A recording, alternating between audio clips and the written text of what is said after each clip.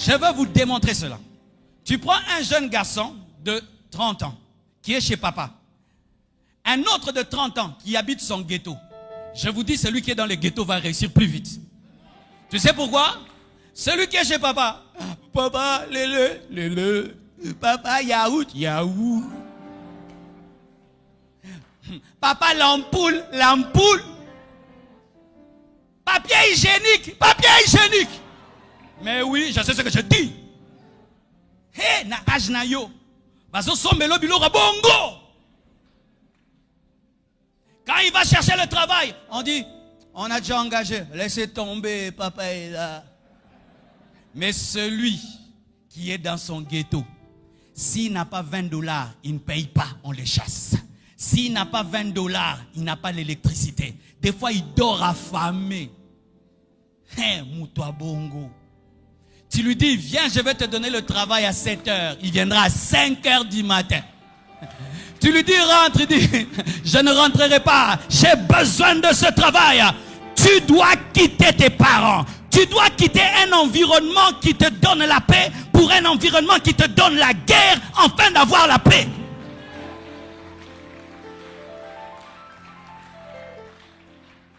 Si tu restes dans la barque appelée la maison de tes parents, tu ne vivras pas une nouvelle saison. Va dans un ghetto où on appelle entrée couchée. Oui, va dans ton entrée couchée. Mais c'est chez toi.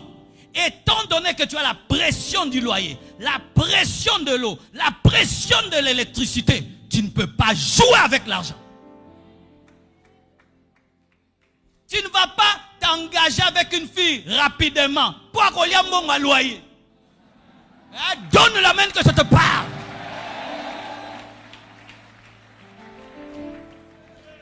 Mais si tu es chez tes parents, tu vas t'engager. Parce que tu peux dépenser, papa va payer. Mais là, tu vas dire non. Je dois encore élever mon capital. Je dois encore investir. Tout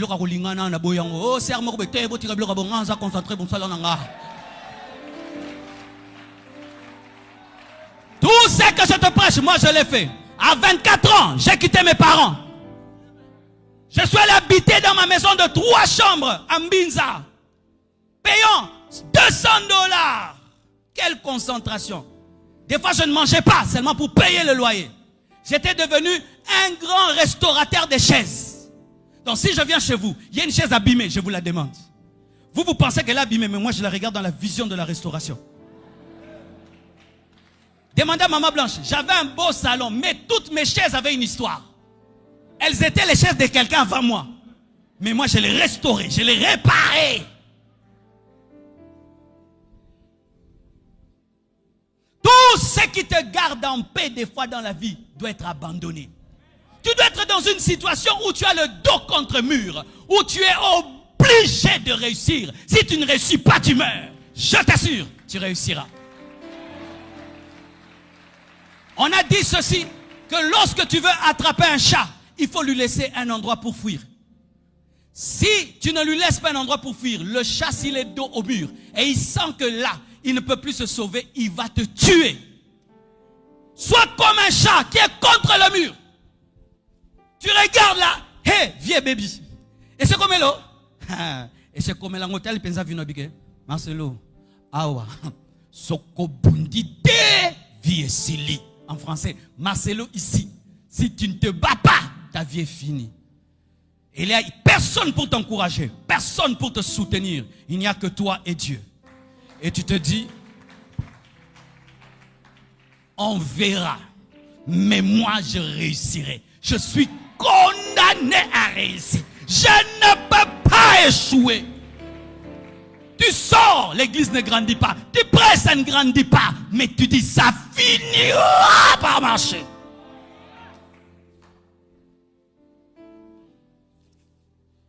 Je vais vous montrer quelque chose en fini. J'ai besoin de 2 frères de la chorale. Dis à ton voisin, tu es obligé de réussir. Dis-lui bien. Dis-lui bien. Plus fort que ça. Plus fort que ça. Ça commence à venir. Ça commence à venir. Vous allez dormir sur vos ventres. Dormez sur vos ventres. Oui. Ok. Ça, ce sont deux amis pauvres. Les deux sont pauvres, c'est pourquoi ils sont couchés. Les deux ne réussissent pas dans la vie. Les deux échouent. Et maintenant, regardez. Frère, tu vas soulever le frère tout en étant couché. Soulève-le.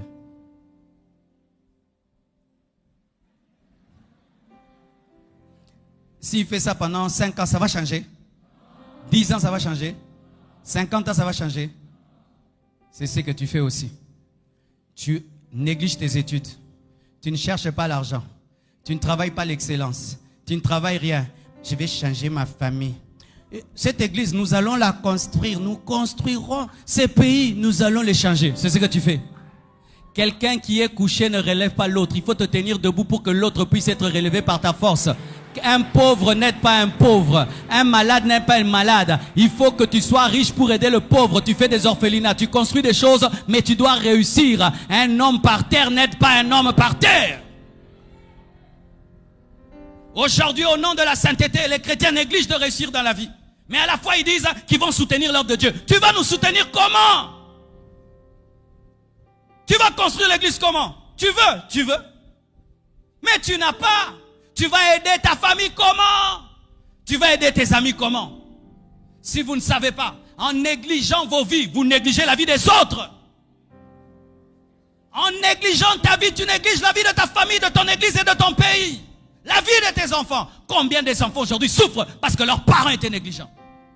Papa, il a l'argent, il n'a pas géré.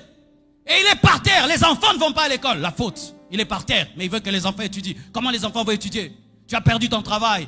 Comment les enfants vont étudier? Tu es paresseux. Comment les enfants vont étudier? Tu es peureux. Comment ils vont étudier? Vous deux maintenant, asseyez-vous.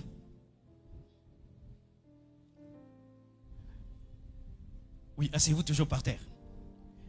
Et voilà maintenant. Certains, les parents les ont aidés. Papa t'a fait étudier. Et puis, tu as fini tes études. Et maman t'a fait étudier. Mais tu es toujours par terre. Ce n'est pas parce que tu as la licence que tu es devenu riche.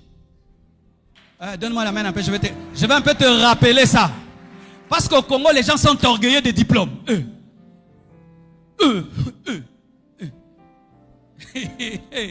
diplôme paye les loyers. Hein?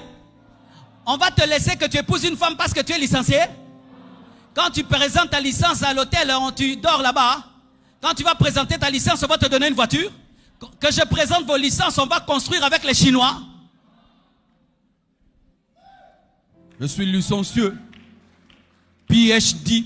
C'est pas parce que tu es PhD que tu es une grande église. Hein? Homme de Dieu. Certains hommes de Dieu aussi. J'ai un doctorat en grec, doctorat en ceci. Avoir le doctorat, ce n'est pas l'onction, ce n'est pas les miracles et la croissance de l'église. Ce n'est qu'un doctorat. Maintenant, tu as réussi. Depuis que tu as la licence, tu ne cherches pas le travail. Vous êtes là. Oui, tes parents ont payé l'école primaire, l'école maternelle, l'université et tu as fini. Maman est aussi maintenant par terre. Elle a tellement investi dans tes études qu'elle est par terre. Toi aussi tu es par terre. Licencié par terre. Licencié par terre, alléluia. Donne-moi la main. Hein. Doctorant par terre, alléluia. Surtout diplômé par terre. Diplômé par terre. Et qu'est-ce qui nous arrive? Tu vas chercher un travail. Et on te dit, ici on va te payer $300. Quoi? T'as vu mon diplôme? T'as vu mon diplôme? Mais tu continues toujours à boire le thé des mamans. Le thé des mamans. T'as pas vu ton diplôme quand tu bois le thé des mamans? Ton diplôme, tu ne le vois que là où on va te donner le travail qui peut changer ta vie. Tu places ton orgueil là où tu dois être humble. T'as pas vu mon diplôme? Une année, t'as pas vu mon diplôme? 2 ans, t'as pas vu mon diplôme? 10 ans, et après ton diplôme devient caduc. Parce qu'il souffre de mise à jour.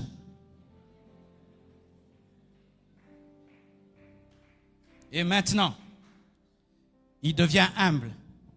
Et puis, il décide d'accepter même ce travail de $300 et dire, je veux bien faire ce travail.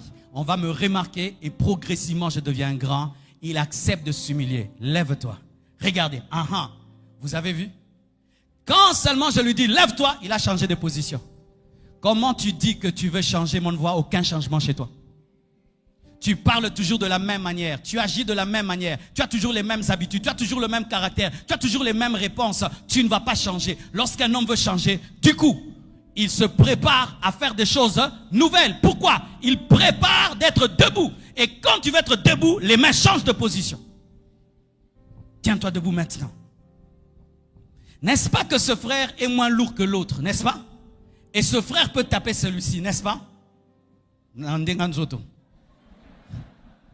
Mais, lui étant donné qu'il est debout, il peut même transporter quelqu'un qui est plus lourd que lui. Si tu réussis, tu vas aider ton frère, ta soeur, ton père, ta mère, ton quartier.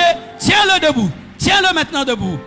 Ainsi, tu peux soulever les problèmes de ta famille, soulever les problèmes de ton pays. Réussis et tu me feras réussir. Prospère et tu me feras prospérer. Dieu dit à Abraham, je ferai de toi une source de bénédiction. Que Dieu te donne d'être la fierté de tes parents, la fierté de ton pasteur, la fierté de ta famille, la fierté de ta nation. Que Dieu au travers de toi fasse étudier les autres, qu'il puisse donner des loyers aux autres, des logements aux autres. Qu'au travers de toi, tu puisses inspirer toute une génération. Donne-moi un amen. Tu n'étudies pas que pour toi, il y a toute une génération derrière toi. Tu ne travailles pas que pour toi, il y a toute une génération derrière toi. Tu n'es pas excellent que pour toi, il y a toute une génération derrière toi. Ton échec, c'est l'échec de ta mère, c'est l'échec de tes frères, c'est l'échec de tes enfants, c'est l'échec de l'église. Un pasteur des pauvres est pauvre. Une église des pauvres est pauvre. Arrêtez de négliger vos vies. Soyez enragés. Jésus est venu dans ce monde avec une rage terrible. En 3 ans de ministère, mes frères, il a servi plus qu'aucun homme dans ce monde. Il a laissé des traces indélébiles, sans électricité, sans internet, sans télévision ni radio. Yesu tozozo kana côté, yako sambela non. Jésus ne priait pas, c'était un bosseur. Il ne priait pas seulement, mais c'était un bosseur. Bosser dur.